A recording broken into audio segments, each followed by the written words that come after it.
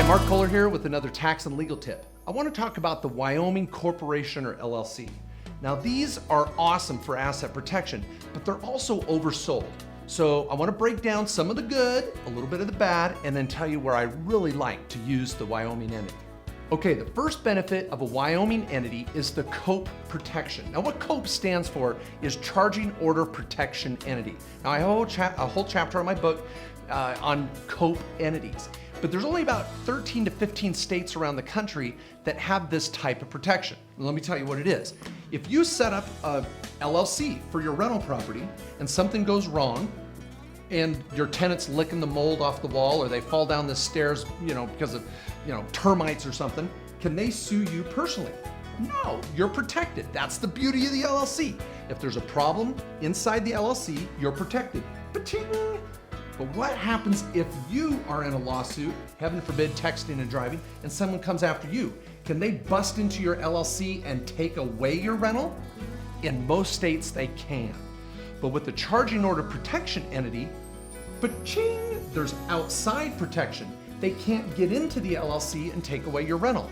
Your rental is protected with this COPE protection. A judge will only give a charging order that any money that comes out goes to the creditor.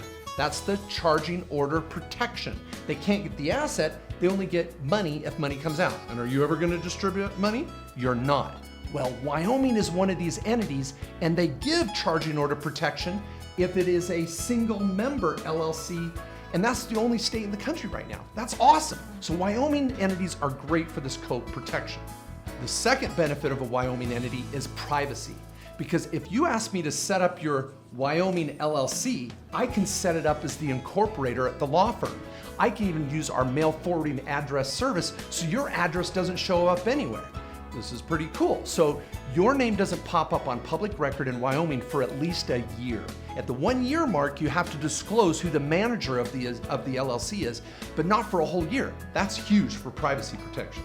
Third benefit of the LLC is they're affordable. Now, I'm gonna come back to the oversell issue in a minute, but you can set up a Wyoming LLC for $100. We can be your registered agent in Wyoming for $125, and we can be your mail forwarding for up to 3 companies for $150 a year.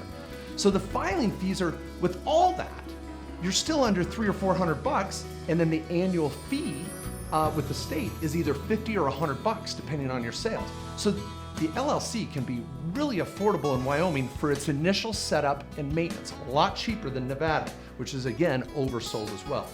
Now the problem with the Wyoming entity is they're oversold. Too many people get sold into this Wyoming entity when they're not even doing business in Wyoming.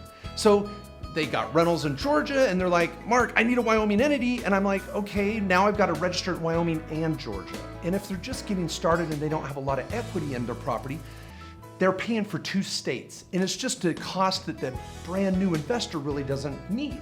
But they're oversold again, and everybody at every little workshop out there that thinks they're a real estate legal guru, even though they're not lawyers, or they're overselling this and it's too expensive, watch out. Be careful on overdoing it with a Wyoming entity. So finally, let me show you my master diagram here. Here's where I love the Wyoming entity. So real quick, a lot of times you might have one LLC with multiple properties in it. You might have 2 or 3 LLCs with multiple properties, but you have barriers between each one. And then you might even have, let's make my picture pretty here, or you might even have a series LLC with little baby subs, but you can only do that in a few states. So the series LLC doesn't work for everybody. But when I have a client with a lot of assets, we'll set up a Wyoming entity and then have baby LLCs in multiple states for their other rentals. Now I get the COPE protection of Wyoming, and then I get the protection of the LLCs in these multiple states.